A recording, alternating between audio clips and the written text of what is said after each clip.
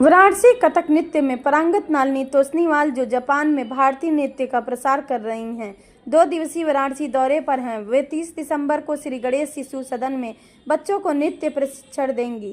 नलिनी कश्मीर मूल की हैं, अजमेर में पढ़ाई की और जयपुर घराने से कथक में शिक्षा प्राप्त की।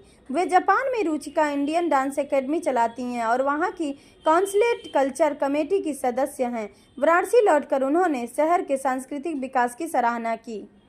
तो आप पूछेंगे ना कुछ? कैमरे में देखिएगा, अपना परिचय बता दें। नमस्कार, मैं नलिनी तोष्णीवाल कश्मीर को बिलोंग करती हूँ, धर फैमिली से हूँ। मैंने अपनी एजुकेशन अजमेर में की और वहीं पे मुझे जयपुर घराना पंडित माणक चंद जी जोधपुरी, जो कि पंडित दुर्गालाल जी के गुरु भाई थे, अब दोनों ही नहीं रहे हैं, उनसे मैंने पूरा जयपुर घराना सीखा, विशारद किया हुआ है चंडीगढ़ यूनिवर्सिटी से। और बाद में हम 30 साल से जापान में रह रही हूँ और वहाँ मैंने अपना स्कूल है मेरा रुचिका इंडियन डांस एकेडमी, और मैंने 3 जनरेशन को तो सिखाया है, अभी भी सिखा रही हूँ। और बहुत अच्छे जापानीज़ स्टूडेंट्स हैं मेरे पास, बहुत डेडिकेटेड हैं। बनारस में किस तरह का है? बनारस में आई थी 5 साल पहले प्रवासी भारतीय में, और उस समय हमने प्रेजेंटेशन भी किया और पहली बार बनारस को देखा, पर कुछ चीज़ें नहीं देख पाई क्योंकि बहुत दूर था वो जहाँ हम रुके हुए थे। तो इस बार आप दोनों के इनविटेशन पे, स्पेशली मंजू और धवल जी के इनविटेशन पे मैं यहाँ पे हूँ, और इन्होंने बहुत अच्छे मेरे लिए 2 प्रोग्राम और एक स्कूल के अंदर वर्कशॉप की तैयारी की है। और I am very happy because Banaras एक सांस्कृतिक सिटी है, और इसका जो नाम है स्पेशली जापान के अंदर, जापान में तो इतने जापानीज़ यहाँ आए हुए हैं, और मतलब जिससे भी पूछो म्यूज़िक वाला चाहे सितार, क्योंकि हम सबसे जुड़े रहते हैं। मैं काफ़ी सीनियर हूँ जापान के अंदर, अब मैं कॉन्सुलेट की कल्चरल कमेटी की मेंबर भी हूँ। मैं CID UNESCO, that is a international dance council, उसकी प्रेसिडेंट भी हूँ पिछले 14 साल से। तो ये एक मेरा फील्ड है जिसको कि मैं चाहती हूँ कि हम एक तालाब के अंदर मेंढक की तरह नहीं रहे, पूरे थोड़ा फैलाएँ और अपना कल्चर जापान में भी दिखाएं, और वहाँ से जापानीज़ को लेके आएँ, और जापान इंडिया के रिलेशन अच्छे करने के लिए भी हम कल्चर दिखाएं। आपका 2 दिवसीय प्रोग्राम है। हाँ जी। कल आपका प्रोग्राम TMC में है, और परसों 80 घाट पे है। 80 घाट पे है। क्या मुख्य विशेष रहेगा कार्यक्रम में? क्या दिखाएंगे विशेष? हाँ, देखिए, मेरा पूरा मन बनारस आने का एक तरह से अपनी हाजिरी था, एक जो मुझे इतने सालों से मिला है उसके लिए थैंक्स देने का एक बहुत दिनों से मन था, वो मिला है चांस। तो मैं सबसे पहले अर्धनारीश्वर दिखाऊंगी, और उसके बाद एक राधा कृष्ण की ठुमरी है छेड़छाड़ की, और एक तराना है, और कुछ और चीज़ें भी हैं, कुछ बातचीत भी रहेगी। तो मैं बताना चाहती हूँ कि कैसे जापान में और हम कैसे रिलेशन बढ़ाएँ, और हम कितना काम वहाँ कर रहे हैं, और कैसे हम इसको, और जापान को भी मैं यहाँ लाना चाहती हूँ। उनका कल्चर आपने नहीं देखा है, तो हम बोलते हैं पीस, वर्ल्ड पीस बोलते हैं, लेकिन पीस बहुत चीज़ों से हो सकता है, कल्चर वाइज भी तो हो सकता है। एक रेस्पेक्ट चाहिए, अंडरस्टैंडिंग चाहिए, उस पर मैं काम कर रही हूँ। मेरा बहुत बड़ा प्रोजेक्ट है वानो खाके हाशी, जापानीज़ नाम है, इसका मतलब है ब्रिज ऑफ अंडरस्टैंडिंग, कि अगर हम एक दूसरे को अंडरस्टैंड करें कल्चर वाइज, क्योंकि हम उस लाइन में हैं, और तो उससे हमें रिस्पेक्ट बनता है, और हम जानते हैं कि अच्छा इसके थ्रू भी तो हम जुड़ सकते हैं एक दूसरे के लिए। वो मेरा प्रोजेक्ट है। मैं उसमें ऑलरेडी 15 कॉन्सर्ट्स कर चुकी हूँ, अमेरिका में भी, इंडिया में भी, जोधपुर में किया, बिरलास के साथ बॉम्बे में किया, और जापान में भी करते हैं, बुलाते रहते हैं आर्टिस्टों को। मैं बुलाती हूँ आर्टिस्टों को वहाँ। कैसा लग रहा है बनारसी? मैं जब से आई हूँ एयरपोर्ट से दोनों तरफ देख रही हूँ, मुझे बहुत चेंज लग रहा है पिछले 5 साल के बाद आने के बाद। बहुत सड़कें साफ़ लगी, अच्छा ब्रिज के ऊपर से आए, बहुत अच्छा लगा।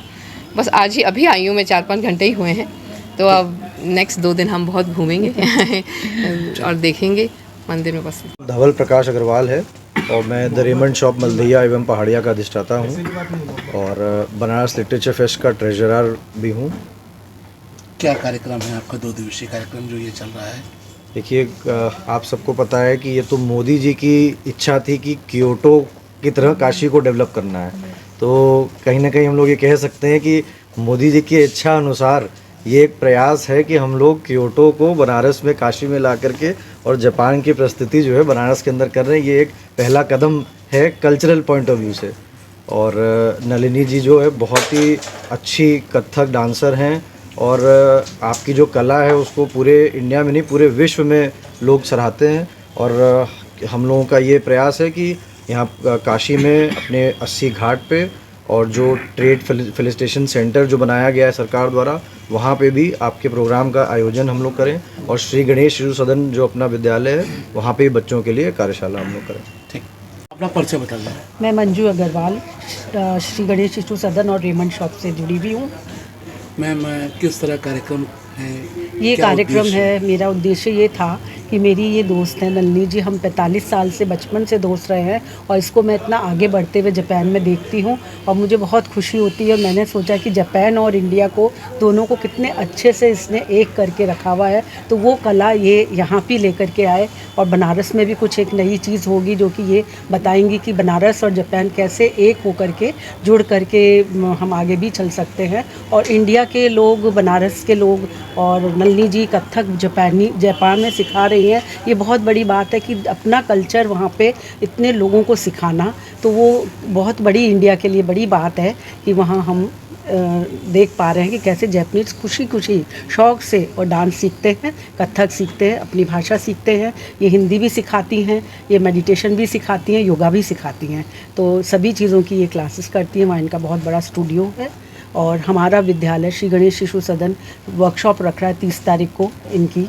और लिटरेचर फेस्ट से भी हम लोग जुड़े हैं, तो धवल प्रकाश जी लिटरेचर फेस्ट से भी इनको इनवाइट कर रहे हैं कथक के प्रोग्राम के लिए। धन्यवाद। जो 30 तारीख को प्रोग्राम है उसके बारे में ज़रा बता दीजिए। 30 तारीख को श्री गणेश शिशु सदन में हम बच्चों के लिए एक छोटा सा कथक का वर्कशॉप कर रहे हैं जो नलिनी जी द्वारा होगा और वहाँ 6, 7, 8, 9 के बच्चों को हम कथक सिखवाएंगे और कुछ स्पेशल जो ये इनका अपनी स्पेशलिटी है वो वहाँ बच्चों को सिखाएंगे। समय क्या होगा? समय रहेगा सुबह 10 बजे से। ये फर्स्ट टाइम मतलब इन्होंने मतलब ट्रेनिंग देंगे कि? हाँ, विद्यालय में तो मेरे यहाँ पे फर्स्ट टाइम इनकी ट्रेनिंग होगी, अदरवाइज़ वैसे विद्यालय में कंपलसरी मेरे यहाँ कथक की क्लासेस चलती हैं, लेकिन इनकी जो ट्रेनिंग होगी वो पहली बार होगी। काफ़ी कुछ अलग लग रहा है सोच करके कि यहाँ जो बच्चे सीखते हैं और इनका जो सीखा हुआ होगा उसको वो कैसे आगे फॉलो अप कर पाएंगे। Thank you so much.